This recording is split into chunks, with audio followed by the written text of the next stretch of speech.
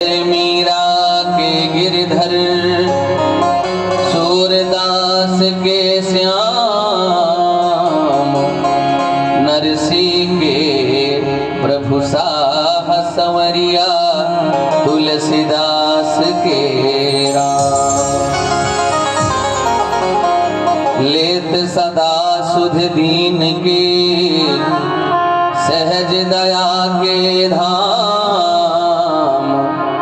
जननी जनक हरिश्चंद्र के प्रभु श्री सीताराम। धन्य धन्य शुभ ग्राम यह धन्य घरी सुपुनीत धन्य यहाँ के नर नारी सब प्रभु पद कमल विनीत। अखिल ब्रह्मांड आधिनायक जगन्यंता जगदाधार परमात्मा परब्रह्म परमेश्वर आद्यनंद अकल कलाधर अगोचर श्री काशी विश्वनाथ भोलेनाथ जी महाराज, श्री राघवेंद्र सरकार, प्रभु राम, माता सिया, भरत सहित सभी भाई, पूज्य पाद प्रातः स्मरणीय कविकुल कमल दिवाकर कलि पावना अवतार श्री गोस्वामी तुलसीदास जी महाराज, वाल्मीकि जी महाराज, वेद व्यास जी महाराज, परम्बा जगदम्बा भगवती दुर्गा, महाकाली, महालक्ष्मी, महासरस्वती, वेद भगवान माता गायत्री, सनातन धाम में विराजमान श्री समय मैया, पूज्य चरण शरण श्री राधा जुर्मण श्री वृंदावन बिहारी लाल, भगवान के श्री वांग्मय स्वरूप श्रीमद् भागवत महापुराण, श्री हरि कथा कृषिकवर, श्रोताओं में अग्रगण्य संत मूर्ति बलवंत श्री हनुमान जी महाराज, राजाधिराज राजराजेश्वरी एवं इस यज्ञ के परम अधिष्ठात्र भगवान दुखहरनाथ महादेव, इस यज्ञ में पधारे हुए सभी देवी देवता, इस यज्ञ के आचार्य गण एवं वाद्यंत्र कलाकार बंधु, इस यज्ञ के यजमान श्री योगेंद्र नाथ उपाध्याय परिवार, आए हुए नाथ रिश्तेदार, कथा पंडाल में उपस्थित सज्जन वृंद, भगवत रस रसिक भाई बंधु, मां सतियों के चरित्रों का अवलोकन करने वाली सती सावित्री सुइया गार्गी नर्मदा के आदित्य चिन्हों पे चलने वाली हमारी माताएं बहनें, भक्ति स्वरूपा देवियों एवं परमहंस स्वरूप बाल गोपाल, आप लोगों को व्यासपीठ से आचार्य हरिश्चंद्र तिवारी का एक बार सबको जय जय श्री राम। जय जय श्री राम। आइए कथा क्या है, पंचम दिवस की सायंकालीन ज्ञान सत्र में हम लोग उपस्थित हुए हैं। भगवान की करुणा वरुणालय की कृपा से आज हम लोग उनकी सानिध्य में भागवती गंगा का प्रवाह चल रहा है। इस भागवती गंगा में हम सब ओतप्रोत हो रहे हैं। तो आइए आज भगवान कृष्ण के जन्मोत्सव की पावन कथा है, उसके पूर्व भगवान के भक्तों की भी कथा है। तो आइए हम लोग भगवत नाम संकीर्तन श्रद्धा भक्ति से करतारी को बजाते हुए प्रेम से बोले।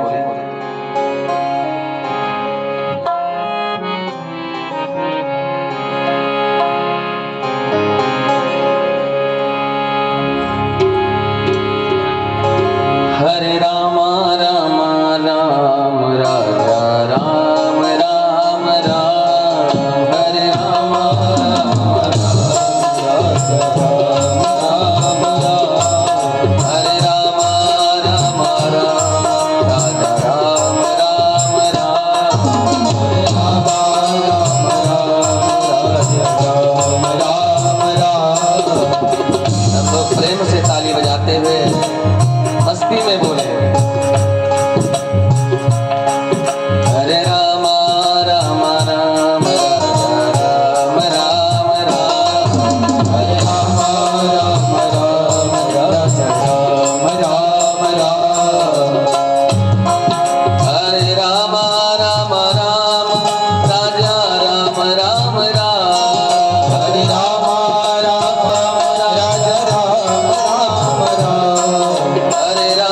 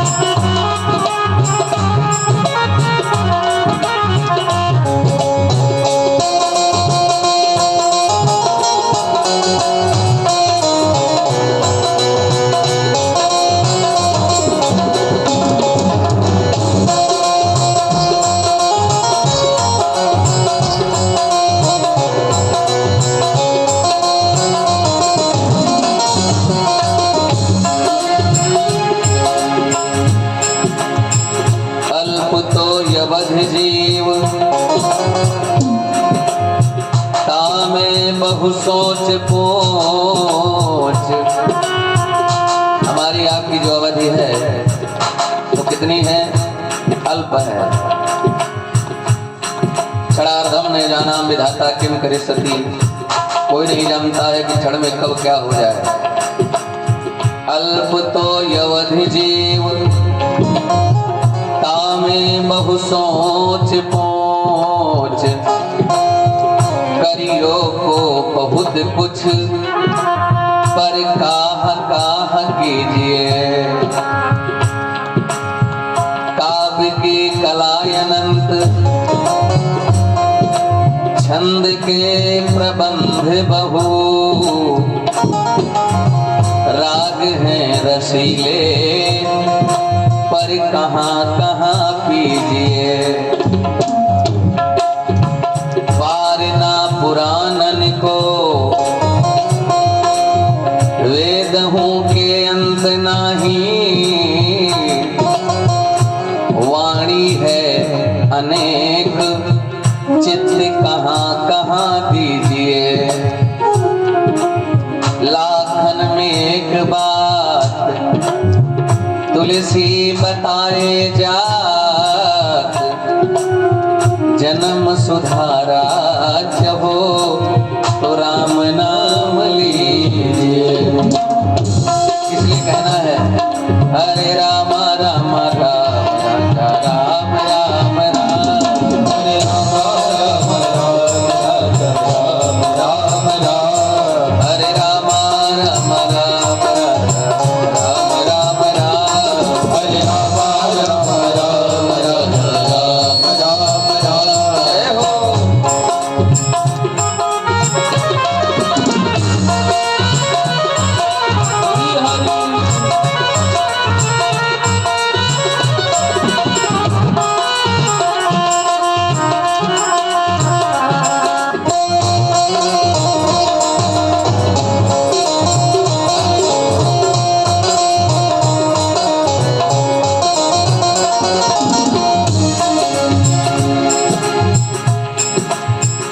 फूलों का मोल होत सेहरा बन शीश चढ़े। ध्यान दीजिएगा शब्दों पर। फूलों का मोल होत सेहरा बन शीश चढ़े। वीरों का मोल होत जौहर के दिखाने पर। गीतों का मोल होत छंद और कविता पर। गायक का मोल होत श्रोता के रिझाने पर। मोल बिन मोल होत बातें अनमोल होत। जगत बंधन खोल होत राम शरण आने पर। इसलिए बोलिए हरे राम राम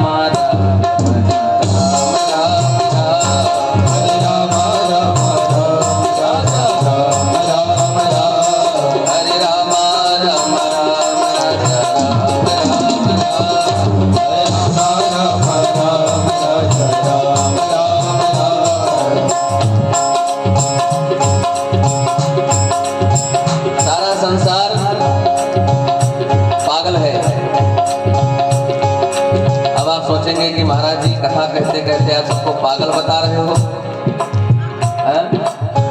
लेकिन सब पागल हैं। कोई कहीं पागल तो कोई कहीं पागल। हम लोग कथा सुनने आए हैं परंतु किसी का ध्यान कहीं है किसी का ध्यान कहीं है।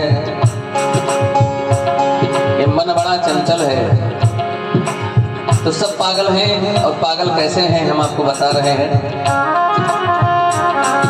कोई रूप रंग का पागल है। कोई कहता है कि हमसे ज्यादा सुंदर हमसे ज्यादा अच्छा कोई नहीं है। वो अभिमान में पागल है। कोई रूप रंग का पागल है। कोई पागल मान बड़ाई का। कोई बड़ाई में पागल है। मेरी बड़ी प्रशंसा होती है लोग सराहना करते हैं मेरी। कोई रूप रंग का पागल है। कोई पागल मान बड़ाई का, कोई धन दौलत में पागल है, कोई पागल है कविताई का। कोई कहता है धन दौलत में मैं बहुत आगे हूँ, और कोई कहता है मैं तो कविताकार हूँ, उसमें वो पागल है। कोई धन दौलत में पागल है, कोई पागल है कविताई का, और कोई काम क्रोध में पागल है, कोई पागल है चतुराई का। कुछ लोग ऐसे पागल हैं कि हमसे ज्यादा चतुर कोई नहीं है, हा? कोई काम क्रोध में पागल है, कोई पागल है चतुराई का, लेकिन सबसे बढ़िया वो पागल है जो पागल है रघुराई का। इसलिए कहना है हरे राम राम राम राम राम, हरे राम राम राम राम राम राम, हरे राम राम राम राम राम राम, हरे राम राम राम राम राम। क्षत्रिय मिट जात हैं वैश्या के संगीन है, क्षत्रिय मिट जात है वैश्या के संगीन है, ब्राह्मण मिट जात है नीच धान दिखाए से, आलस की हाँ से किसान मिट जात जैसे, विधवा मिट जात है श्रृंगार के बनाए से, पवन के झकोरे से बादल घट जात जैसे, आदर घट जात है रोज रोज जाए से, सूर्य के प्रताप से पानी घट जात जैसे,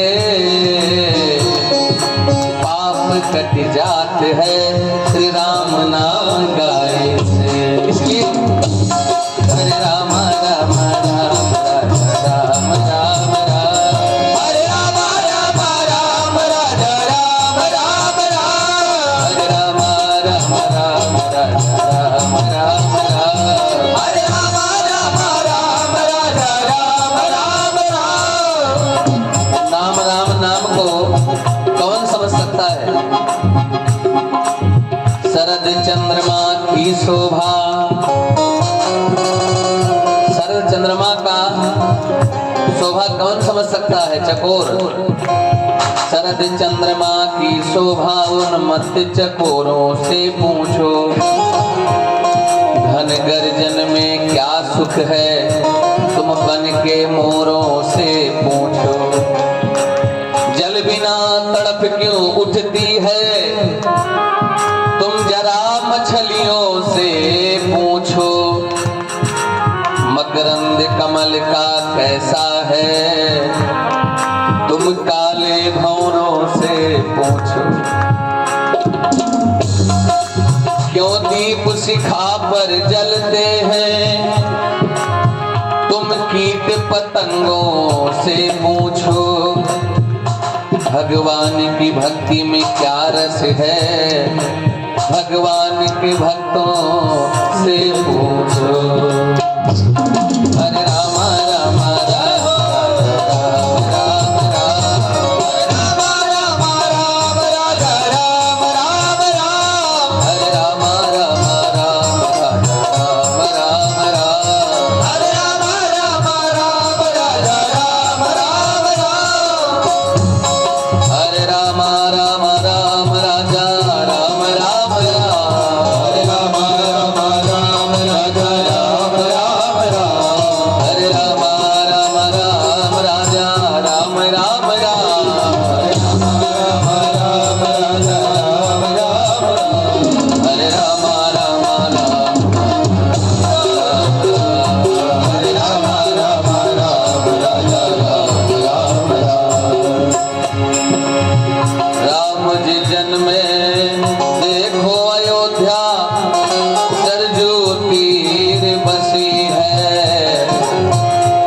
सरजू तीर बसी रे बाबा, सरजू तीर बसी है।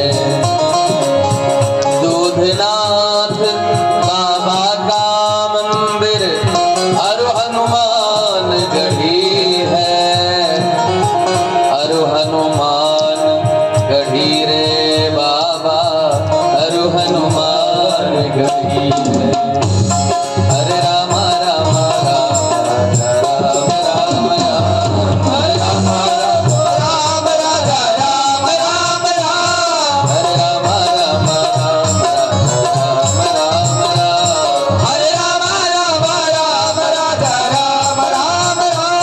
हरे राम राम राम राजा राम राम राम,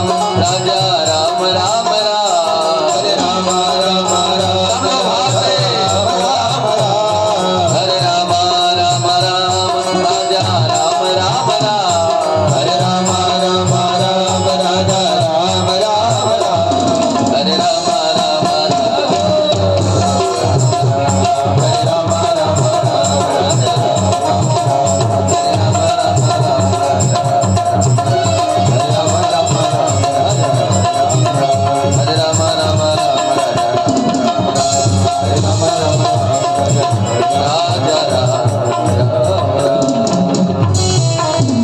बोले सच्चिदानंद भगवान की जय, अयोध्यानाथ भगवान की जय, गांधी महाराज की, भागवत महापुराण की, सब देवतन की, सब तीर्थन की, माता पिता की जय, गुरुदेव भगवान की जय, व्यास भगवान की जय, जय जय श्री सीताराम। कल तक कथा आप लोगों ने श्रवण किया। भगवान शिव जी का पावन विवाह हुआ, बड़े धूमधाम से भगवान का विवाह उत्सव मनाया गया। कल की कड़ी में आज कथा चतुर्थ स्कंद में पहुंचती है। शंभु मनु के जो पुत्र हैं जिनका नाम है उत्तानपाद, उनके बेटे ध्रुव की कथा आती है। महाराज उत्तानपाद की दो रानियां हैं। प्रथम रानी का नाम है सुनीति और द्वितीय का नाम है सुरुचि। महारानी सुनीति के पुत्र का नाम है ध्रुव और सुरुचि के पुत्र का नाम है उत्तम। महाराज उत्तानपाद सुरुचि से अधिक स्नेह करते हैं, किंतु सुनीति से प्रेम उनका कम है। यह सुनीति जो है ना, ये सुंदर नीतियों पर ध्यान सबका नहीं जाता है। और सच बात यह है कि जो सुंदर होता है, जो नीतियों में सुंदर है, उसको कोई नहीं पकड़ना चाहता है। और जो रुचिकर लगता है, जो सुंदर लगता है, उसको हम सब पकड़ते हैं। जैसे कि ये नेत्र चाहते हैं कि हम सुंदर सुंदर दर्शन करें, कर्ण चाहते हैं सुंदर श्रवण करें, जिह्वा चाहती है खड़रस व्यंजन का स्वाद प्राप्त हो, त्वचा चाहती है सुंदर आनंद मिले, नासिका चाहती है सुंदर सुगंध मिले। ये जितनी हमारे ज्ञानेंद्रियां और कर्मेंद्रियां हैं, यह क्या चाहती हैं? ये सुख चाहती हैं। और हम इसी के सुख में वशीभूत हो जाते हैं। ये मन भी नीतियों पर नहीं जाता, ये सुरुचि पर जाता है। हम लोग ज्यादा स्नेह किससे करते हैं? सुरुचि से। सुनीति से स्नेह नहीं कर पाते, सुरुचि से अधिक प्रेम होता है, जिसमें हमारी रुचि है। हम जानते हैं कि चाट पकौड़ा खाएंगे तो नुकसान करेगा, लेकिन खाते जरूर हैं क्योंकि इसमें हमारी रुचि है। हम जानते हैं कि हम साग रोटी खाएंगे तो हमें लाभ मिलेगा, लेकिन हम साग रोटी नहीं खा पाते क्योंकि उसमें हमारी रुचि नहीं है। तो रुचि हर व्यक्ति की होती है। और बात यह भी है कि दंड उसी को मिलता है जो गलती करता है। एक फल लगा हुआ था, तो नेत्र ने देखा, नेत्र मतलब समझते हैं? कुछ लोग नेत्र को नहीं समझ पाते। एक जगह एक पंडित जी कथा कह रहे थे, तो कथा कहते कहते एक सज्जन बैठे थे, दो तीन चार लोग बैठे थे, उनको निद्रा आने लगी, नींद आने लगी। तो पंडित जी ने कहा कि ऐसा है भैया, तुम उठो, तुम चार लोग साथ में उठ जाओ और एक कमंडल में जल रखा है, अपना अपना नेत्र धुल लो। तो उन चारों में से किसी को पता नहीं था कि नेत्र क्या होता है, नेत्र क्या है पता नहीं था। तो कमंडल तो उठाए, बाहर लेकर गए। अब एक ने कहा भैया नेत्र क्या होता है? एक ने कहा मुझे लगता है कि हाथ को नेत्र कहते हैं। एक ने कहा नहीं नहीं, मुझे लगता है कि धुलने की बात की है तो पैर को नेत्र कहते हैं। तो कहा इतना जल है और हम लोगों का 8 नेत्र है, यानी 8 पैर, तो ये कैसे धुल पाएंगे? तो सोचा कि ऐसा है कि ऐसे धुलेंगे तो धुल नहीं पाएंगे, काम करते हैं अपना अपना पैर इसी कमंडल में डाल देते हैं और धुल जाएगा, जल भी नहीं गिरेगा। तो अपना अपना पैर उस कमंडल में सब लोगों ने डाल डाल के निकाल लिया। चौथा व्यक्ति जब डाला तो उसके पैर में जो पीलपाव था वो सूजा हुआ था। क्या बोलते हैं उसको? पहले होता था, अब तो कम दिखाई पड़ता है, फाइलेरिया कुछ बोलते हैं। तो उनका पैर बिल्कुल सूजा हुआ था। तो उसने कमंडल में जो ही पैर डाला, पैर फंस गया। अब कमंडल से पैर निकले ना, अब वो छटपटाए, बार बार निकालने का प्रयास करे, निकले ना। गुरु जी के पास बोले, पंडित जी के पास गए, बोले महाराज, बोले क्या है? बोले हम लोग तो अपना अपना नेत्र धुल लिए, लेकिन एक सज्जन थे उनका नेत्र कमंडल में फंस गया है, अब निकल नहीं रहा। तो ऐसे भी लोग होते हैं कि उनको ये भी नहीं पता कि नेत्र क्या है। वैसे यहाँ तो पढ़े लिखे लोग हैं, अच्छे लोग हैं, समाज पढ़ा लिखा है, और मुझे आनंद आता है कथा सुनाने में जब कोई सुनने को बैठता है और अच्छे से सुनता है। मैं ज्यादातर प्रयास करता हूँ कि बहुत अवधि और देहाती शब्द का प्रयोग ना करूं, लेकिन कहीं ना कहीं जब उस तरह से श्रोता होते हैं तो बोलना पड़ता है। तो नेत्र ने देखा एक फल लगा हुआ था। अब नेत्र देखता है तो पैर चल करके गया, हाथ ने उस फल को तोड़ा। ध्यान दीजिएगा, नेत्र ने देखा, पैर चल करके गया, हाथ ने उसको तोड़ा और मुख ने उसको खाया, जीवा ने चखा और पेट ने रखा। तब तक बगीचे का माली आ गया, उसने खींच करके पीठ पर दे मारा। तो रोया किसने? नेत्र ने, आंख ने रोया। गलती किसकी थी? आंख की थी। आंख ने देखा, अगर आंख न देखा होता तो फिर ये मन नहीं जाता। ये आंख, ये नेत्र, ये कर्ण, ये नासिका, ये त्वचा, ये जीवा ही, कहते हैं ना कि मना ही मनुष्याणाम कारणम बंध मोक्षे, व्यक्ति के बंधन और मोक्ष का कारण मन ही है। ये मन हमारा एकाग्र नहीं हो पाता, हम सोचते कुछ और है, वो कुछ और जाता है। तो ये सुरुचि और सुनीति यही है कि जो अच्छी चीजें हैं उस पर हमारा ध्यान नहीं जाता है, जो बुरी है जिसमें हमारी रुचिकर लगता है, मुझे आज तो रुचिकर लगता है। मैंने देखा कि ब्रेड पकौड़ा बना हुआ है, हाँ, आलू पकौड़ा बना हुआ है, अब उसको बड़ा सुंदर लग रहा है, देखने में चटपटा है, कितना अच्छा लग रहा है। अब खा लीजिए 2-4, उसके बाद फिर उसकी व्यवस्था क्या होगी, नुकसान कर जाएगा। तो रुचि जो है वो ठीक नहीं है, सुनीति ठीक है। लेकिन आज उत्तानपाद भी सुनीति को नहीं मानते हैं, सुरुचि को प्रेम करते हैं। महारानी सुनीति किसी तरह जीवन काट रही है। एक बेटा है जिसका नाम है ध्रुव। और एक बात इसमें और समझनी चाहिए, ये सुनीति जो है ना, इनके द्वारा जो फल प्राप्त होता है, हम जब सुंदर नीतियों पर ध्यान देते हैं और उसका जो फल प्राप्त होता है, अच्छे विचारों से जो मुझे मिलता है, तो कभी मिटने वाला नहीं होता है। ध्रुव कभी मिटा नहीं, आज भी ध्रुव है। लेकिन जो हम सुरुचि पर ध्यान देते हैं, उसका पुत्र क्या है? उत्तम। उससे जो फल मिला सुरुचि से वो उत्तम हुआ और उत्तम मारा गया। कहने का भाव ये है कि सुंदर नीतियों पर जो चलने वाला व्यक्ति होगा उसके जीवन की जो फल होगा वो कभी मिटेगा नहीं, वो अक्षय फल होगा। और जो रुचियों में जाएगा, मन के वशीभूत हो जाएगा, वो तो मिट ही जाएगा। एक बड़ा सुंदर भाव है, ये काया कुटिया निराली। और ध्यान देकर सुनिएगा, एक एक शब्द समय आनंददायक है। ये कुटिया है, अब कुटिया है और ये पुरानी कुटिया है। ये काया कुटिया निराली, ये सबकी कुटिया है। और एक चीज और है, कुछ लोग सोचते हैं कि ये बड़े सुंदर हैं, ये थोड़ा काले हो गए, ये थोड़ा कुबड़े हो गए, अंधे हो गए, लंगड़े हो गए। एक बात बताइए, आप जब परदेश में जाते हैं कमाने, तो वहां अगर आपके पास बैलेंस है तो आप बढ़िया सा कमरा लेके रहते होंगे। क्यों? जिसके पास नहीं है वो उसी में जैसा भी है खंडर पंडर उसी में रह गया।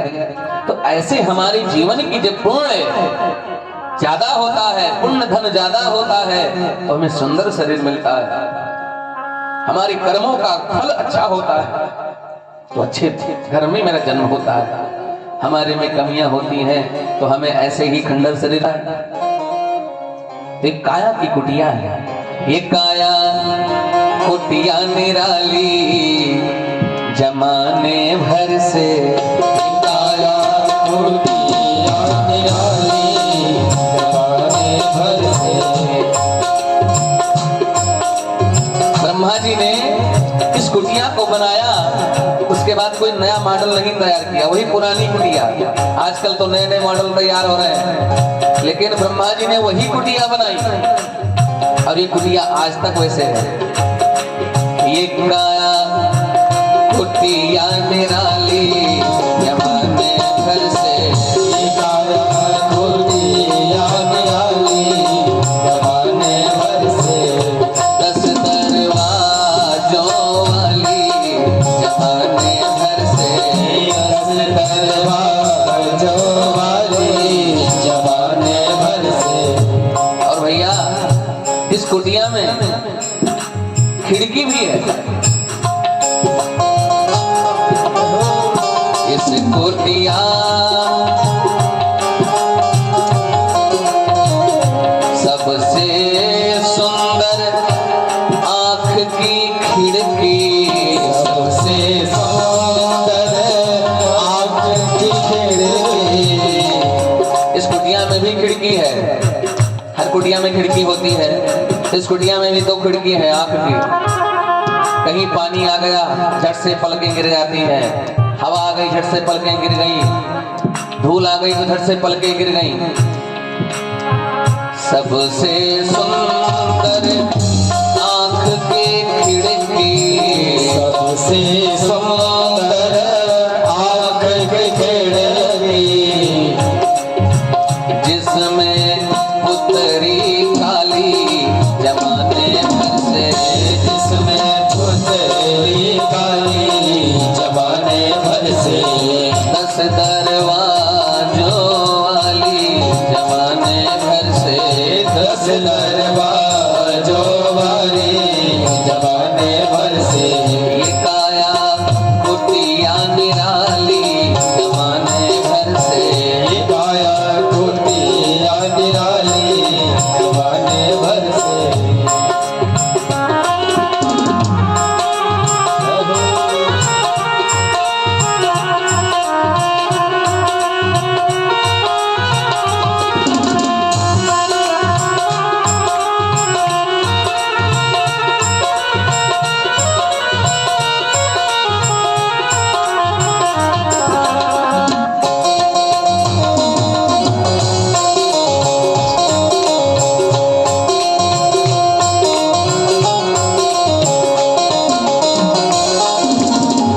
सुनते श्रवण नासिका सूंघे। नासिका सूंघे। एक जगह हम बैठे हुए थे सेठ जी के यहाँ, संयोग से फोन बजा, तो हमारे बगल ही फोन रिसीवर रखा हुआ था। मैंने सेठ जी से कहा भैया फोन उठा लीजिए। तो उन्होंने कहा श्रीमती जी ने उठा लिया। तो हमने कहा फोन यहाँ बज रहा है, उठा, वहाँ कैसे लिया? बोले महाराज रिसीवर दो है, वहाँ उठाओ यहाँ उठाओ कहीं भी उठा लो। तो हमने कहा जय हो प्रभु, ब्रह्मा जी ने भी बड़ा सुंदर व्यवस्था बनाया था, चाहे इससे सुनो चाहे इससे सुनो, तो रिसीवर इसमें भी है। किसी एक सज्जन ने कहा कि महाराज एक बात बताओ, ब्रह्मा जी ने कान बनाया लेकिन ये ढक्कन काहे को बना दिया? अरे ये नाहक में तो इतनी मिट्टी बेकार किया, ये नहीं होता तब भी सुन पाते, इसका क्या मतलब है? हैंड। तो सज्जन ने कहा कि ब्रह्मा जी को पता था कि भविष्य में आंखें साथ देना कम कर देंगी, दिखाई कम पड़ेगा, तो चश्मा कहाँ लगाओगे? तो हैंडल पहले ही बना दिया था। सुनते श्रवण सुनते श्रवण नासिका सूंघे, सुनते श्रवण नासिका सूंघे, वाणी करे बोला चाली जमाने भर से, वाणी करे बोला चाली जमाने भर से, 10 दरवाजों वाली जमाने भर से, 10 दरवाजों वाली जमाने भर से। और ठंडी गर्मी कड़ा मुलायम, ठंडी गर्मी कड़ा मुलायम, ठंडी गर्मी ठंडी गर्मी कड़ा मुलायम, ठंडी गर्मी कड़ा मुलायम, ये त्वचा जानने वाली जमाने भर से, त्वचा जानने वाली जमाने भर से, ओ काया कुटिया निराली जमाने भर से, ये काया कुटिया निराली जमाने भर से। और इस शरीर में क्या क्या सुविधाएं हैं? लेना देना कर तो करते, लेने देने का काम कौन कर रहा है? कैशियर का काम ये हाथ कर रहा है। लेना देना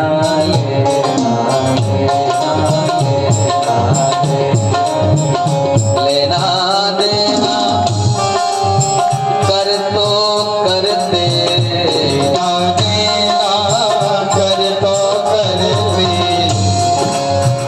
पाँव चले मत वाली जमाने भर से, पाँव चले मत वाली जमाने भर से, ये काया कुटिया निराली जमाने भर से, ये काया कुटिया निराली जमाने भर से।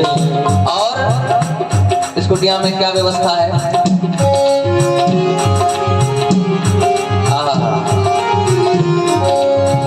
काम क्रोध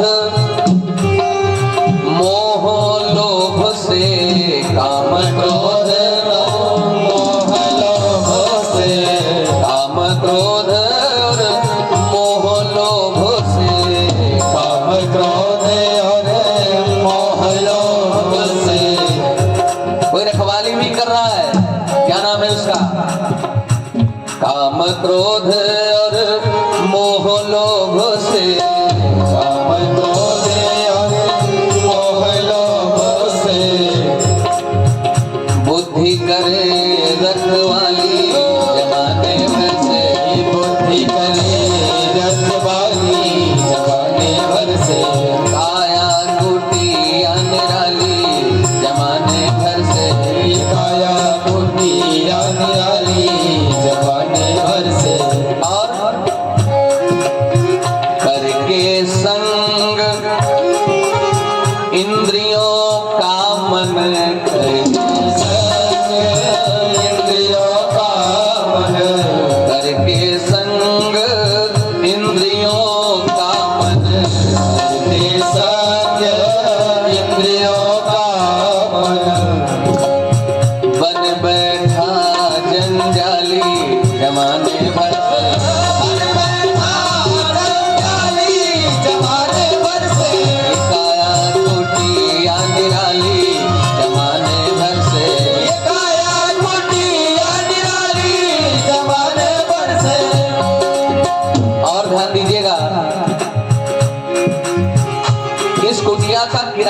देना पड़ेगा।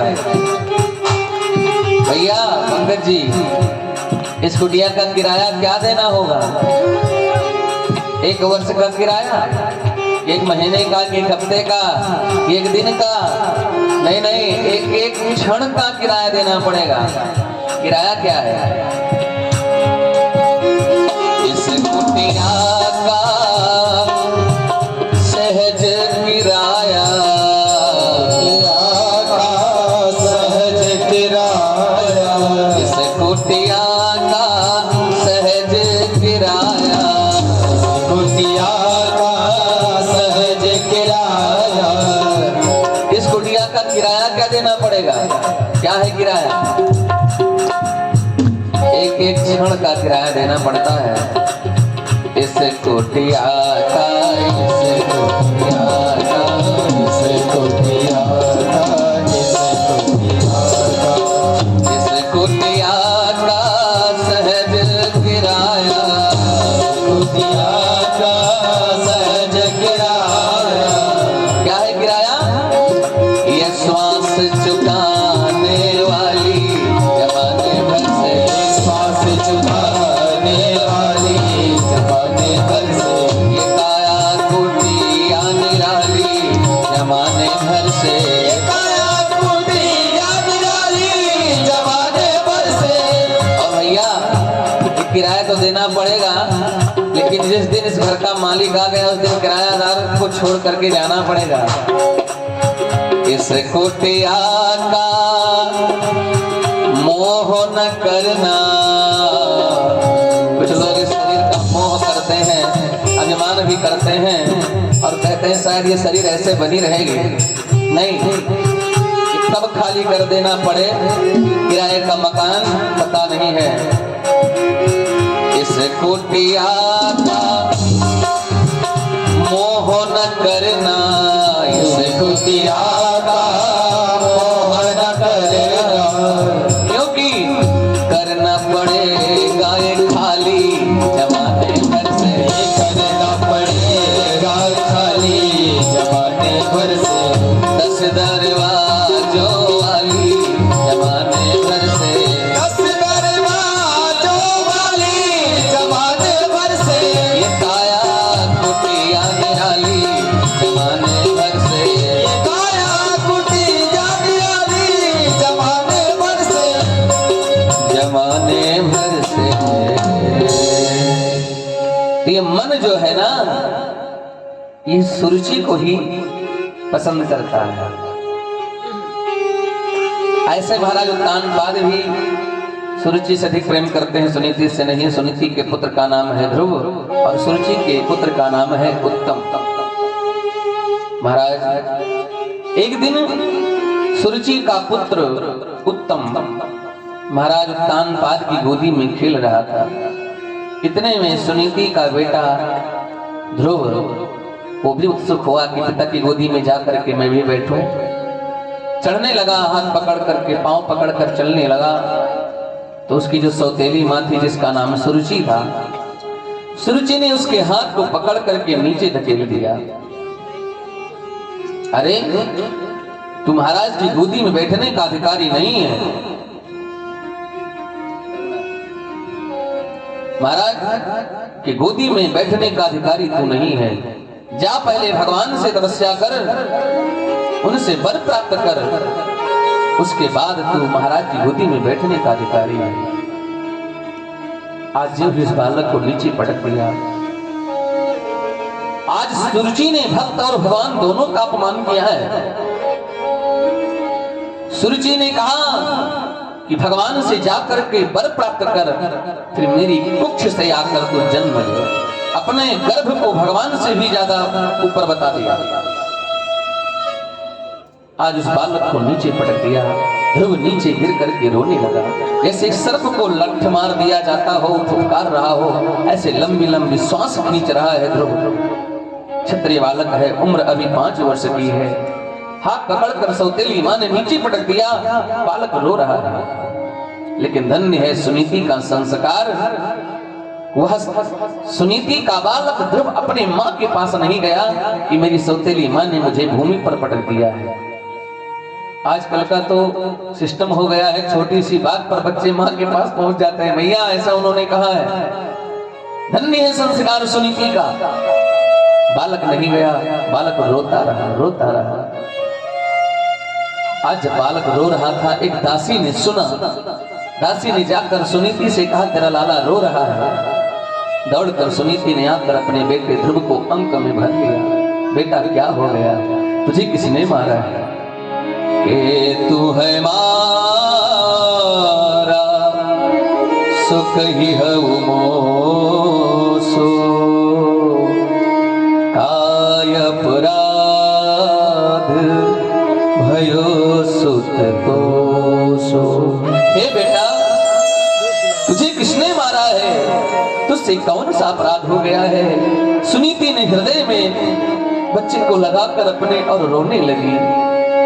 ध्रुव बेचारा रो रहा था, कुछ नहीं बोला।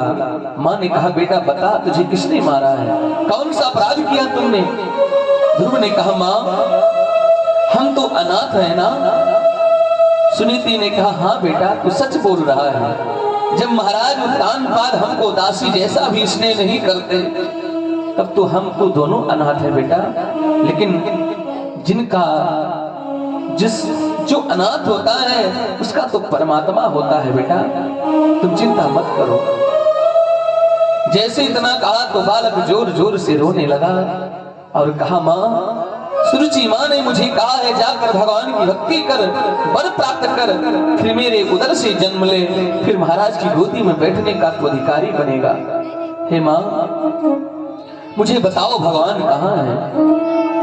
ऐसी बात सुन करके सुनीति रोने लगी। कहा, बेटा तू धैर्य धारण कर, राज सिंहासन की बात क्या है, भगवान कृपा हो गई तो तुमसे अच्छा पद पाएगा। और धन्य है सुनीति ने कहा कि बेटा वो तेरी माँ है, सुरुचि तेरी माँ है, उसके पद कभी अमंगल की कामना मत करना। वो भी तेरी माँ है। ठीक ही तो कहा है उसने।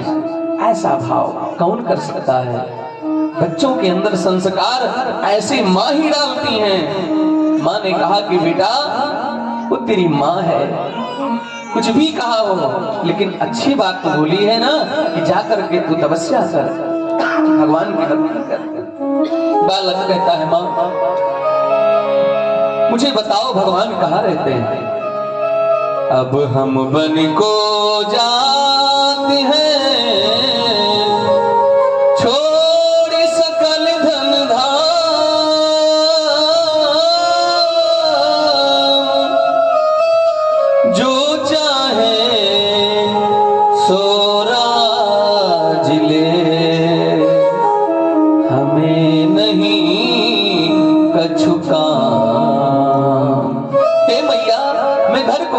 राज को त्याग करके जंगल में जा रहा हूँ, वही तपस्या करूंगा। मुझे बताओ भगवान है कहाँ?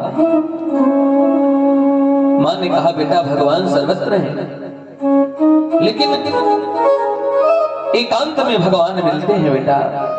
बालक ने कहा, माँ मैं भगवान का दर्शन करके ही लौटूंगा।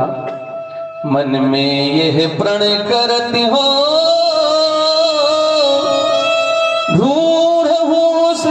रघुबीर जो नहीं दर्शन होएंगे तो तज दई हो शरीर। अगर भगवान का दर्शन नहीं हुआ माँ तो मैं अपना प्राण त्याग दूंगा। कह करके ध्रुव रोने लगे।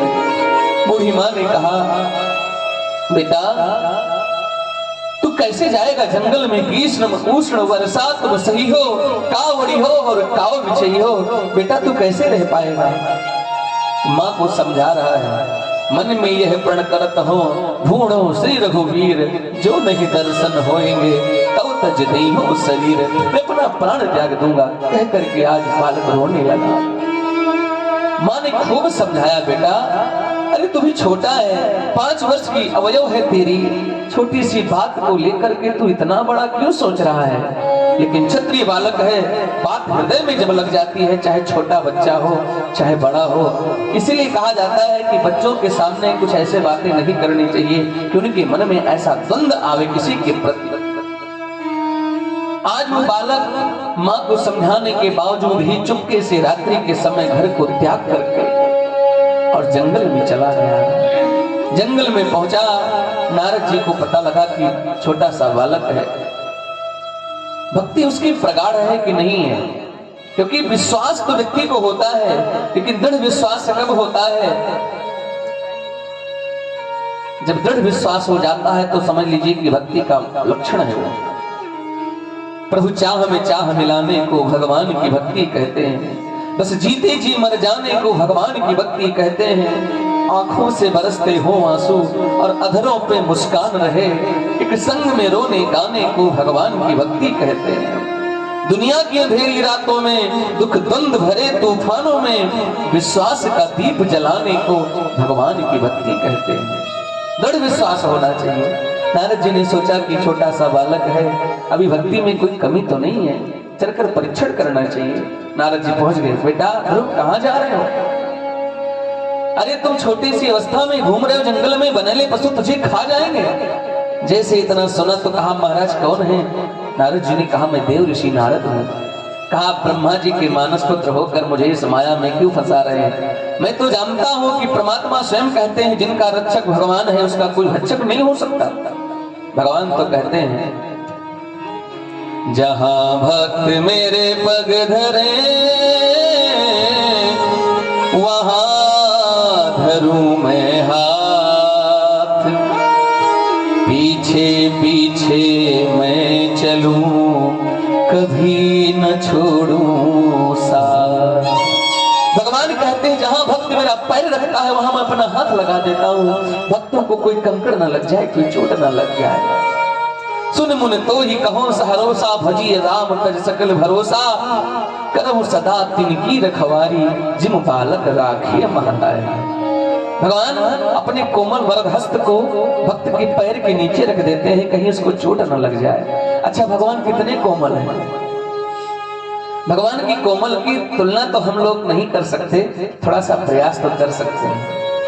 कमल से कोमल कमला, ध्यान दीजिएगा, कमल से कोमल कमला, कमल से कोमल लक्ष्मी जी तभी कमल पर विराजमान है।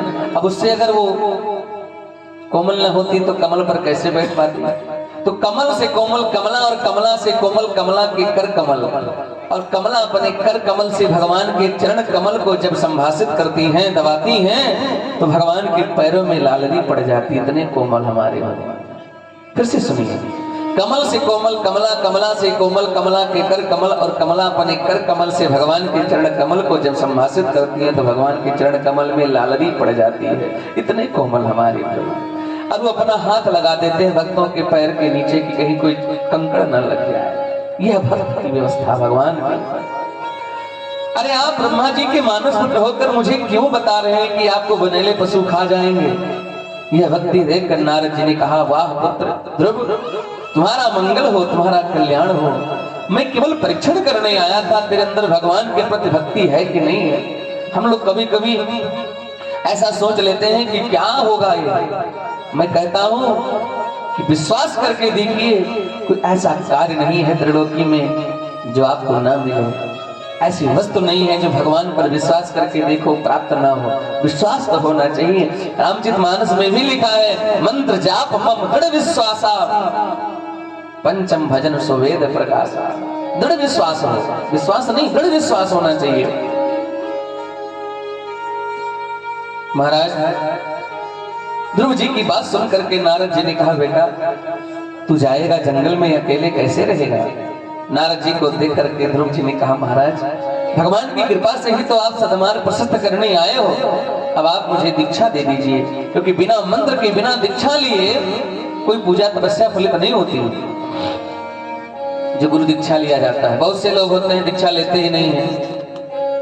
हाँ, मंत्र लेना चाहिए, दीक्षा लेना चाहिए, तभी तो संप्रदाय पता होगा। कुछ लोगों को पता ही नहीं है कि मेरा संप्रदाय क्या है, मेरी शाखा क्या है, मेरा वेद क्या है, मेरा पाद क्या है, मेरा शिखा क्या है, मेरा उपवेद क्या है, प्रवर क्या है, किस प्रवर का जनेऊ पहनना चाहिए, कौन सी शाखा है, कौन सा वेद, हर ब्राह्मण का होता है। दीक्षा लेनी चाहिए। महाराज आप कृपा करके मुझे दीक्षा दे दीजिए, मंत्र दे दीजिए और मुझे मार्ग बताइए कि भगवान को कैसे प्राप्त करें। नारद जी ने कहा ठीक है बेटा। आज नारद जी ने द्वादशाक्षर मंत्र की दीक्षा दिया। द्वादशाक्षर मंत्र ओम नमो भगवते वासुदेवाय। ये जितने मंत्र हैं, चाहे वो पंचाक्षर हो, चाहे वो द्वादशाक्षर हो, चाहे गायत्री मंत्र हो, इसका उच्चारण जोर से नहीं करना चाहिए।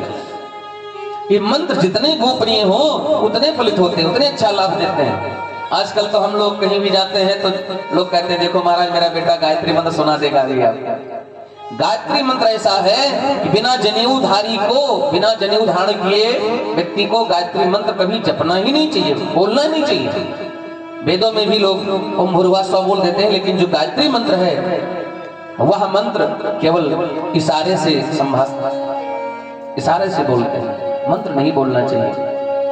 और महिलाओं को तो बिल्कुल गायत्री मंत्र नहीं पढ़ना चाहिए। बिना जनेऊ के गायत्री मंत्र पढ़ने से बहुत बड़ा दोष लगता है। हम लोग बच्चों को रटाने लगते हैं, भैया तुम ये गाओ वो गाओ, और वो आजकल तो कैसेट लगा दिए गायत्री मंत्र का चल रहा है। ये अपराध हो रहा है। महामंत्र है गायत्री मंत्र। केवल राम नाम संकीर्तन गाया जा सकता है, कृष्ण नाम संकीर्तन गाया जा सकता है। और सारे मंत्र जितने हैं गोपनीय हैं। जितने गोपनीय रखोगे मंत्र को उतने लाभ करेगा। तो द्वादशाक्षर मंत्र की दीक्षा दिया नारद जी और कहा बेटा तुम जा करके कल कलनादिनी यमुना में स्नान करना। कालिंदी में स्नान करने के बाद मधुबन में जाकर विराजमान होकर सुंदर स्थान पर बैठ जाना, कुंभक पूरक प्राणायाम करना और अपने मन को प्रभु के चरणों में लगा देना, कृपा मिल जाएगी। नारद जी को वहां से विदा किया। नारद जी वहां से निकले, पहुंच गए उत्तानपाद के पास। उत्तानपाद ने जो ही नारद जी को देखा, कहा मेरा बेटा कहाँ है। नारद जी ने कहा तुम चिंता ना करो, तुम तो इस स्त्री के वशीभूत होकर के अपने 5 वर्ष के बालक को भी नहीं समझा। महाराज उत्तानपाद रोने लगे, मैं ऐसा स्त्रीण हो गया कि अपने छोटे से बालक को नहीं समझ सका। नारद जी ने कहा तुम चिंता ना करो, जिसका रक्षक भगवान होता है उसका कोई भक्षक नहीं होता है। जिनके रक्षक हैं भगवान, जिनके रक्षक हैं भगवान, उन्हें कोई मार नहीं सकता। श्री जगतनाथ का भक्त जगत से हार नहीं सकता। श्री जगतनाथ का भक्त जगत से हार नहीं सकता। श्री जगतनाथ का भक्त जगत से हार नहीं सकता। श्री जगतनाथ का भक्त जगत से हार नहीं सकता। जिनके रक्षक हैं हनुमान,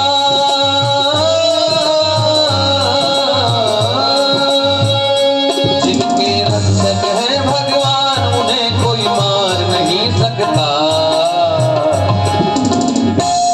श्री जगतनाथ का भक्त जगत से हार नहीं सकता। श्री जगतनाथ का भक्त जगत से हार नहीं सकता। हार नहीं सकता, जगत से हार नहीं सकता। इधर ध्रुव जी पहुंचे, यमुना में स्नान किया, मधुबन में पहुंच करके समाधि लगाई, कुंभक रेचक पूरक प्राणायाम किया और प्राणायाम करके अपने ब्रह्मरंध्र को हृदय में परमात्मा को विराजमान करके आज ध्रुव जी महाराज समाधिस्थ हो गए। और तपस्या कैसे करते हैं? जब तपस्या का पहला महीना लगा तो तीसरे दिन केवल कैथ और बैर खाते हैं। बालक की अवधि कितनी है? 5 वर्ष बालक। और तीसरे दिन कैथ और बैर खाकर तपस्या करते हैं। जब पहला महीना तपस्या का लगा तो, और दूसरा महीना जब लगा तो छठवें दिन केवल सूखे पत्ते खाकर तपस्या करते हैं। और तीसरा महीना तपस्या का लगा तो 9वें दिन केवल जल पी करके, 9 दिन के बीच कुछ भी नहीं पीते हैं, जल पी करके तपस्या करते हैं। और चौथा महीना तपस्या का लगा तो 12वें दिन केवल हवा पीते हैं, उसके बीच में हवा भी नहीं जाने देते। आप सोचिए। और जब 5वां महीना तपस्या का लगा तो श्वास रोक करके भजन करने लगे। प्रथम मास 3 रातें, दूसरे मास छठे, तीसरे मास 9 केवल जल पीबत हैं, चौथे मास 12 पवन भक्षण कई के, और 5वें मास श्वास रोकी भजन करत है। 5वां महीना तपस्या का लगा तो श्वास की गति अवरुद्ध हो गई और भजन कर रहे हैं। एक तेज बिंदु निकलता है ध्रुव जी के मस्तिष्क से और वो जाकर देवताओं को दग्ध करने लगा, जलाने लगा। उसके तेज को देवता सह नहीं पा रहे हैं। देवताओं ने कहा महाराज जी कौन सा तेज आ गया? नारद जी ने कहा ये सुनीति नंदन ध्रुव का तेज है, तपस्या का प्रभाव है। तपस्या कोई मामूली चीज नहीं है, तपस्या करके तो देखो क्या आनंद मिलता है। इस तेज को कैसे हम लोग सह पाएंगे? बोले चलो भगवान नारायण के पास। सब देवता पहुंच गए, भगवान से कहा प्रभु आपका छोटा सा भक्त 5 वर्ष की अवस्था है, वो तपस्या करके आपको पुकार रहा है, आप जा करके उसको दर्शन दो। भगवान नारायण ने कहा तुम सब देवता चिंता न करो। इंद्र घबरा गए, कहीं मेरे पद को तो नहीं चाहता है, क्योंकि इंद्र जैसे हम लोगों के यहाँ प्रधानमंत्री मुख्यमंत्री आदि ये पद हैं, ऐसे ही इंद्र का भी पद है। इंद्र कोई विशेष देवता नहीं है कि आज वो बन गए तो वही बने रहेंगे। इंद्र का भी नाम है।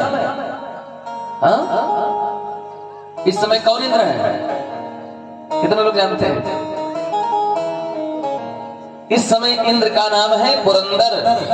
पुरंदर नामक इंद्र है इस समय वैवस्वत मनवंतर में। और आगे जब सावर्णी मनवंतर आएगा उस समय इंद्र कौन होंगे? महाराजा बलि, उनको भगवान ने वर दिया। ऐसे ही इंद्र का पद है। इंद्र ने सोचा कहीं मेरा पद न चला जाए, ये मेरे पद को तो नहीं चाहता है। भगवान ने कहा नहीं नहीं, वो पद नहीं चाहता है। आज भगवान ने कहा तुम सब देवता आनंद से रहो, मैं जाकर ध्रुव जी से मिलूंगा। और भगवान पहुंच गए। ध्रुव जी अंतर्मुखी हैं, अंतर प्रभु को निहार रहे हैं, अपने हृदय में धारण किए हैं। भगवान बाहर से कहते हैं बेटा ध्रुव उठो, मैं आ गया। अब ध्रुव जी हृदय में देख रहे हैं तो बाहर देखने की आवश्यकता ही क्या है? जब व्यक्ति अंतर्मुखी हो तो बाहर देखने की आवश्यकता क्या हो सकती है? भगवान ने सोचा कि ये हमारे पुकारने पर भी नहीं बोल रहा है, तो भगवान ने सोचा कि इसके हृदय भवन में जो झांकी है ना मेरी, उसको लुप्त करनी चाहिए, तभी हमको देखेगा। तो भगवान ने उसके हृदय की छटा थी, उसको जो ही लुप्त किया तो ध्रुव जी की आंखें खुल गई। वो दिव्य दृष्टि जो झांकी थी अवलोकन, वो कहाँ चली गई? तो देखा सामने भगवान शंख चक्र पथ में उसे खड़े हुए हैं, 4 भुजाओं से भगवान नारायण प्रकट हो गए। बोले विष्णु भगवान की जय। भगवान नारायण प्रकट हो गए और भगवान ने कहा बेटा वरम ब्रूहि वर मांगो। ध्रुव जी ने जैसे देखा भगवान को, भगवान इतने सुंदर है, सुंदर है किम सुंदरम, कितने सुंदर मेरे प्रभु कि ध्रुव जी भगवान को निहार रहे हैं, कुछ बोल नहीं पा रहे हैं, वाणी अवरुद्ध हो गई है, केवल भगवान को एकटक निहार रहे हैं। जैसे लगता है कि भगवान को आंखों से ही ध्रुव जी पी जाएंगे। आंखों से देखना भी पूजा है, भगवान को निहारते रहो ये भी पूजा है। ध्रुव जी भगवान को निहार रहे हैं, देख रहे हैं।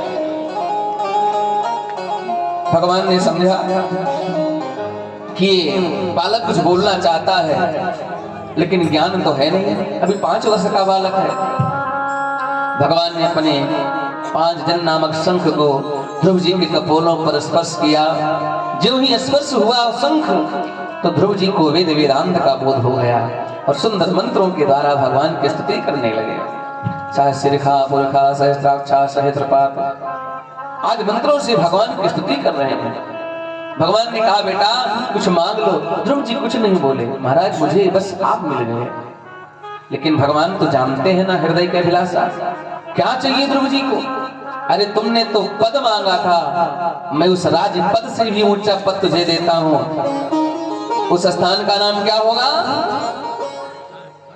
लोग कहते हैं कि भगवान ने ध्रुव जी को कौन सा लोक दे दिया? बोले ध्रुव लोक दे दिया। अच्छा एक बात बताइए, भगवान ने ध्रुव लोक दे दिया। क्या पहले ध्रुव जी उसमें रहते थे? जैसे एक भवन बना हुआ है, तो भवन किसका है? बोले उपाध्याय जी का है। तो इनके नाम से तो है कि चलो उपाध्याय जी का भवन है, ये उपाध्याय जी का लोक है, ठीक है। लेकिन ध्रुव लोक भगवान ने कहा कि ध्रुव लोक तुझे देता हूं, तो भगवान ने ध्रुव लोक कैसे दे दिया? जब ध्रुव जी यही है, ध्रुव जी का कोई लोक तो पहले था नहीं। मैं बताऊं, ध्रुव लोक, ध्रुव मतलब होता है अटल। कहते हैं ना कि ये ध्रुव है, ये शक्ति है, ये अटल है, अटल का पर्याय है ध्रुव। ये ध्रुव लोक भगवान ने दिया, कहा अटल लोक तुझे मैं प्राप्त करता हूँ, प्रदान करता हूँ। जो त्रिलोकी के मिट जाने पर ब्रह्मांड मिट जाएगा। अतल वितल सुतल तलातल रसातल महातल पाताल भूलोक भुआलोक स्वालोक महालोक जनालोक तपालोक और सत्यलोक, ये सब मिट जाएगा, लेकिन अटल लोक नहीं मिटेगा। और ध्रुव लोक तुझे मैं प्रदान करता हूँ, भगवान ने कह करके और वहां से निकल पड़े। ध्रुव जी पश्चाताप कर रहे हैं कि मैंने क्या मांग लिया, भगवान की सानिध्य भक्ति नहीं मांग पाया, मैं तो बालक बालक ही रह गया। वहां से ध्रुव जी लौट पड़े और जैसे महाराज उत्तानपाद ने सुना कि मेरा बेटा आ रहा है, ब्राह्मणों को लेकर के, अपनी दोनों पत्नियों को लेकर के, पुत्र को लेकर के दौड़ पड़े। मधुबन से चल कर आए अपनी नगरिया, मधुबन से चल कर आए अपनी नगरिया। आए ध्रुव कुंवर आए अपने नगर, जरा देखन दे देखन दे। मधुबन से चल कर आए अपने नगरिया, मधुबन से चल के आए अपने नगरिया। आए ध्रुव कुंवर आए अपने नगर, जरा देखन दो देखन दे। मधुबन से चल कर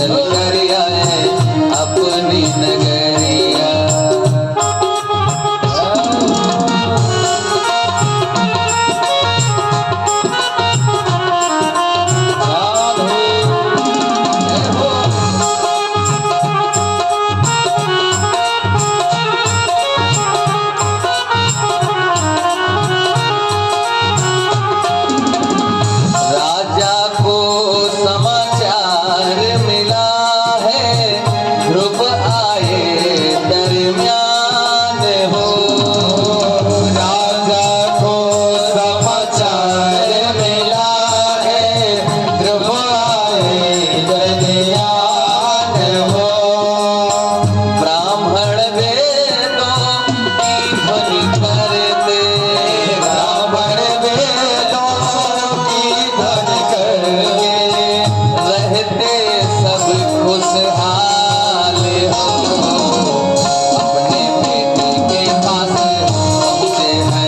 अपनी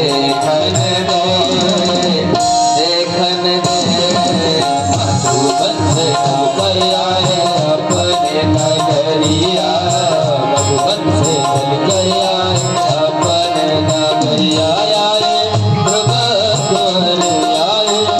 अपने नगर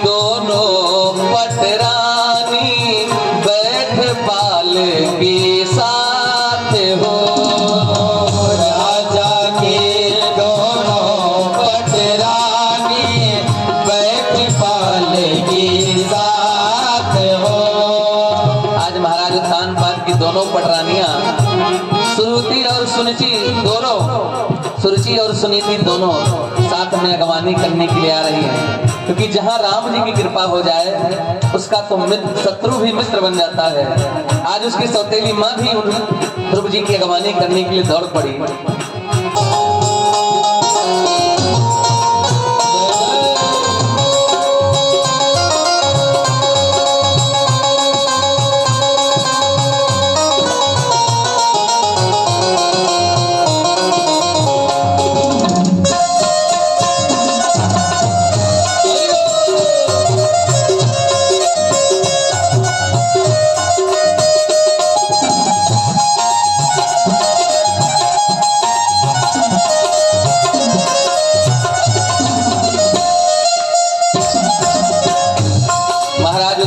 ने सुना मेरा बेटा आया है, रस से नीचे उतरे ध्रुव जी तो फिर राजा ध्रुव जी को मिलने अपनी भुजा पसार हो।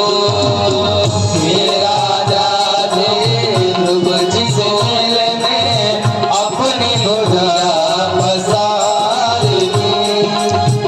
आए हुए ध्रुव जी के सिर को सूंघत बारंबार हो। महाराज कान पाद हृदय से लगा लेते हैं ध्रुव जी को और ध्रुव जी के सर को सूंघ रहे हैं। ये सर को सूंघने का मतलब समझते हैं? सर को क्यों सूंघते हैं? जिसको हम ज्यादा प्रेम करते हैं, ज्यादा स्नेह करते हैं, उनके सर को हम सूंघते हैं। आज महाराज कान पाद ध्रुव जी के सर को बार बार सूंघ रहे हैं, दुलार कर रहे हैं। फिर राजा जी ध्रुव जी को मिलने अपनी भुजा पसारे हो। फिर राजा ध्रुव जी से मिलने अपनी भुजा पसारे आए हुए ध्रुव जी के सिर को सूंघत बारंबार हो। अपने बेटे के पास पहुँचे हैं राजा, अपने बेटे के पास पहुँचे हैं राजा। नैनों के जल से स्नान कराया, नैनों के बल से स्नान कराया। आए ध्रुव कुंवर आए अपने नगर, जरा अपने तन ले तन ले गया है अपने नगरिया, मधुबन से चल आए अपने नगरिया। आए ध्रुव कुंवर आए अपने नगर,